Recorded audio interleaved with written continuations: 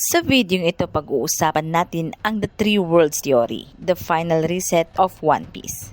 What if I told you na ang mundo ng One Piece ay hindi lang basta may nawawalang 100 years, kundi may dalawang buong mundo na nabura bago nga magsimula ang kasaysayan na alam natin ngayon.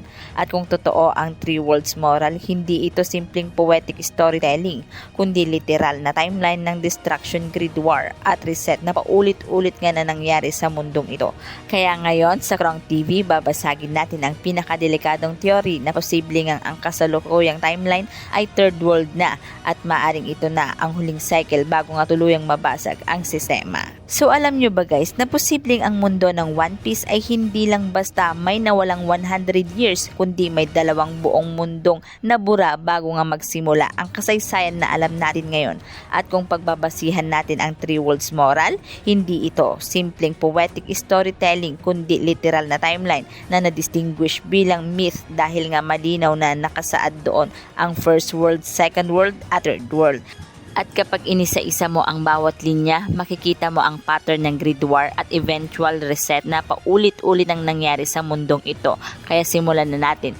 Sa first world, kung saan sinasabing mankind succumb to greed and touch the forbidden sun, ibig sabihin may unang sibilisasyon na umabot sa antas ng kapangyarihan na dapat ay untouched. At kung ang sun sa One Piece ay simbolo ng ultimate freedom at god level power, posibleng may unang sibilisasyon na natuklasan ang parehong kapangyarihang konektado kay Nika. Ngunit imbis na gamitin para sa kalayaan, ginamit ito para sa dominance at control kaya nagkaroon ng collapse. At kung mapapansin mo sa moral, mayroon ngang serpent imagery na kadalasang simbolo ng cycle rebirth at endless repetition. Kaya posible na ang first world ang pinakaunang cycle ng mundo, isang advanced civilization na bumagsak dahil sa sariling kasakiman at nang bumagsak ito, hindi lang government ang nasira kundi mismong world structure ang nagbago. Maaring dito nagsimula ang unang geological shift na maaring dito rin ang unang nagkaroon ng malaking separation ng lupa at ng dagat at maaaring ang kasalukuyang mapa ng mundo ay produkto ng unang reset na yon. At kung ganon kalaki ang destruction sa first world, sino ba ang nag-survive at sino ang nagdesisyon na ulitin nga ang parehong sistema sa susunod na cycle? Ngayon, pumunta naman tayo sa second world kung saan malinaw ang line within the void was the forest god. At dito nagiging mas interesting ang lahat dahil ang forest god ay isang entity na konektado sa nature, sa stillness, sa control, sa tahimik na pagmamasid. At kung iisipin mo, sino sa kasalukuyang timeline ang palaging ipinapakita sa garden setting surrounded by flowers at butterflies? Walang iba kundi si Imo.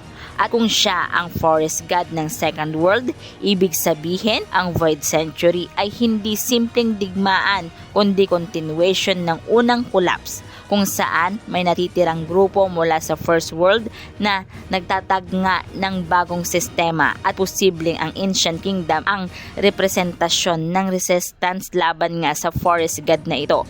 At dito nga pumapasok ang sun spreading fires of war na maaaring tumutukoy nga sa unang Joy Boy, isang figure na nagtangkang ibalik ang kalayaan ng mundo ngunit nabigo. At nang mabigo siya, nagkaroon nga ng panibagong reset. Hindi man total destruction ng planeta kundi total rewrite ng history. Dito nabuo ang world government. Dito nagsimula ang censorship.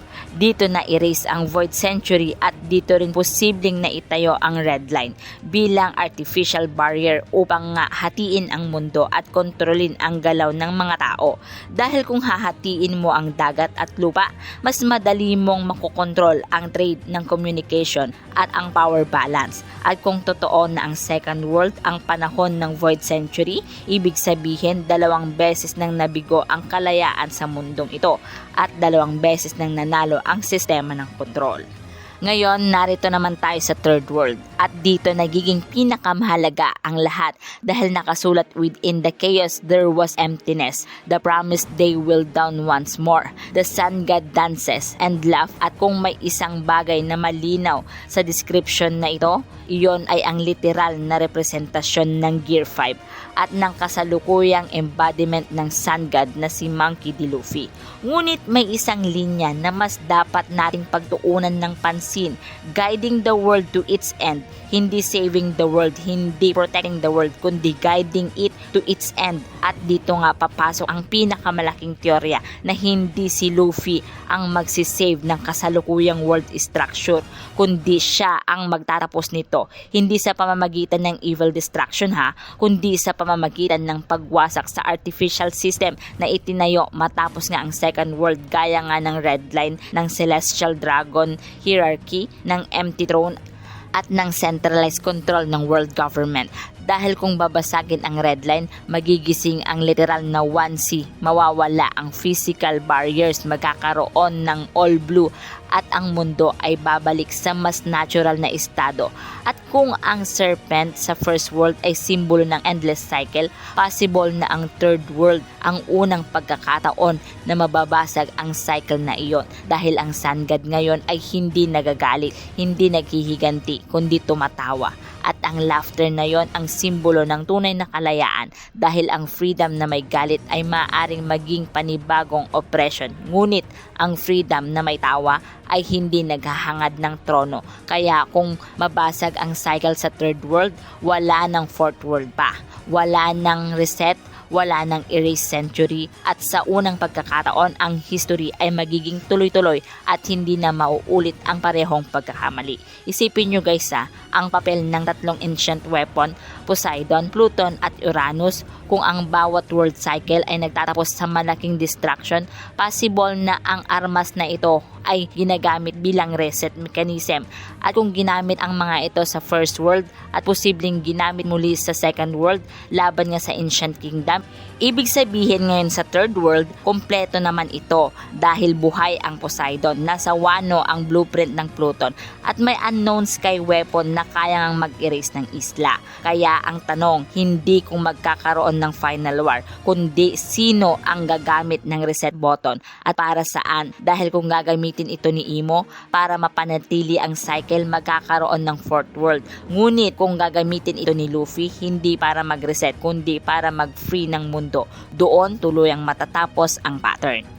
So guys, kung tama nga ang Three Worlds Theory, hindi simpleng Pirate King coronation ang ending ng One Piece, kundi literal na pagtatapos ng 800-year cycle.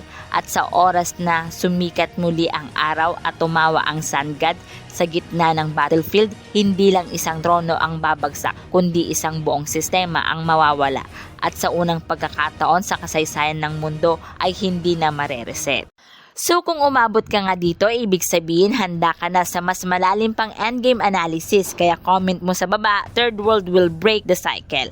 At kung gusto mo pa ng mas matinding One Piece theories, siguraduhin mong nakasubscribe ka sa Krong TV. Dahil dito, hindi lang tayo nanonood ng anime, binabasag natin ang mismong kasaysayan nito. So dito na nga nagtatapos ang video ito. Any comment and suggestion, just comment down below. Thank you!